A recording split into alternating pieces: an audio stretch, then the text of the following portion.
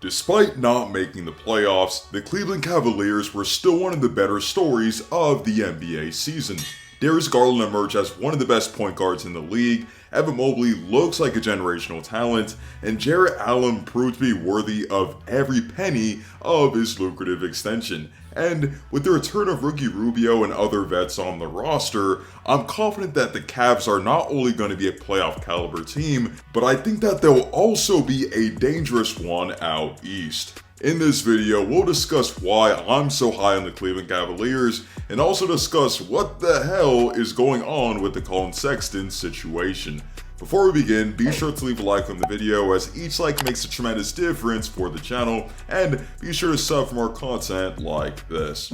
If you need one reason to believe in the Cleveland Cavaliers next season, just look at the fact that they did solidify themselves among the NBA's best before All-Star break. At the start of 2022, they were the 5th seed in the Eastern Conference, had the 3rd best defensive rating in the league, and had the 4th best net rating. And by All-Star break, they were 3rd in the entire Eastern Conference, still had the 3rd best defensive rating in the league, only behind the Warriors and the Celtics, and had the 7th best net rating.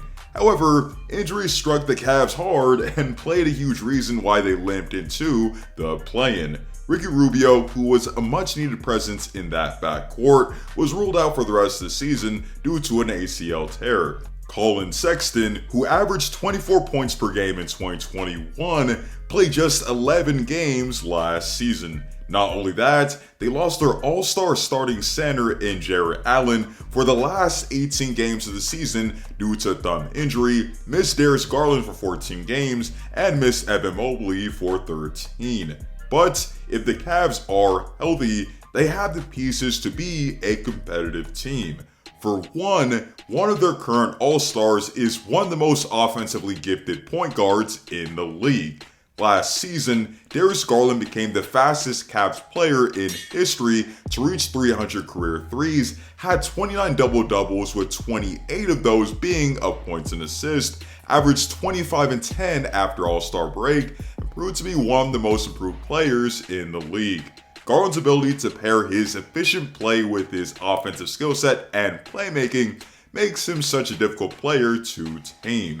It gets very understated how deadly of a shooter that he actually is, as he shot 89% from the free throw line, 38% from 3, and shot north of 40% on shots north of 30 feet. And when you combine that with his ability to be a creative finisher and the ability to collapse defenses, then you can see why he's an excellent playmaker as well. Averaging 9 assists a game last season, his ability to adequately create for himself and others makes life so much easier for the Cavaliers. And the fact that he did that with both Colin Sexton and Ricky Rubio missing the majority of the season is very astonishing. In 2023, I don't expect Garland to take a massive leap in terms of counting stats, but remaining the engine that drives the Cavs will bode well for a successful season. A successful season that Jarrett Allen would also have a hand in. Jarrett Allen signed a $100 million deal last offseason, and many felt that he was overpaid. However, Allen became an all-star and a transformative force on the defensive end. In the face of all the injuries, Allen was the Cavs' second offensive option, showed his ability as a roll man by shooting 70% on those opportunities, shot 68% from the field, and was an excellent rim protector and help defender. And the absence of Allen for 26 games last season completely demonstrated how impactful he actually was, with the Cavs being just 9 and 17 in those games. But when healthy, he and Evan Mobley in tandem will make a huge difference for Cleveland. Before last season, the Mobley-Allen pairing was feared to be an awkward one on both sides of the floor. However, Mobley's versatility on defense is one of the main reasons why this duo worked.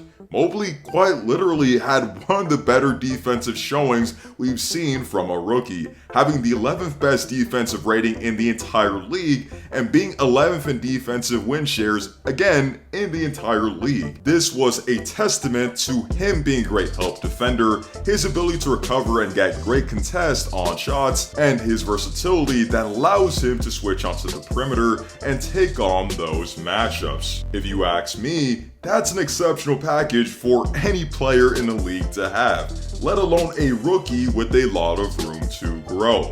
Even offensively, Mobley is a functional roll man and lob target, is an underrated passer, has a suitable turnaround jumper, handles the ball pretty well for someone his size, runs the floor really well, and showed glimpses of an outside jumper. Moreover, it's that outside jumper that will propel his game to new heights and help the Cavs be a more potent offense. An offense that would be greatly benefited from their seasoned veterans. Before Ricky Rubio went down due to injury, he was a much needed presence in the backcourt as a veteran leader, a playmaker, and even chipped in a career high in points per game last season. Funny enough, his former Minnesota Timberwolves teammate in Kevin Love also had a huge stamp on the Cavs last season, being a finalist for the 6th Man of the Year and chipping in 14 points per game on 39% from 3. And between Lauri Markkanen, Isaac Okoro, Karis LeVert, newly drafted Ochai Agbaji, and a great head coach, the Cavs have what it takes to be a competitive team in the Eastern Conference. But with all that being said, what about Colin Sexton and his potential return to the Cavs? Colin Sexton is a dynamic combo guard that continued to get better since entering the league, going from 17 points per game in 2019 to an efficient 24 points per game in 2021. He did have a down year that was marked by injury in 2022, and there's much to be desired in terms of his playmaking ability. But it's a bit baffling to me that a player of his caliber is still a free agent. But from a financial standpoint, it does sort of make sense. Given Garland's emergence and the fact that Kevin Love's deal will come off the books after next season, the Cavs will have some flexibility moving forward if they don't extend Sexton. However, there's still a chance that Sexton does come back on a qualifying offer or some sort of team-friendly deal, given the fact that the market appears to have dried up. And if he can stay healthy, then that's yet another big contributor for the Cavs next season. Overall, if Garland and Mobley continue to play up to expectations, and if the Cavs can stay healthy, then they do have the makeup of a great team in the East, for now and for years to come. With that being said, be sure to comment down below how you feel about the Cleveland Cavaliers. How high do you actually think the ceilings of Darris Garland and Evan Mobley actually are? And what are your expectations for the Cavs next season? Playoffs, first round, conference finals? Let me know in the comment section down below. Be sure to leave a like on the video as each like makes a tremendous difference for the channel, and be sure to sub for more content like this. Hope to see you all in the next one, and stay tuned.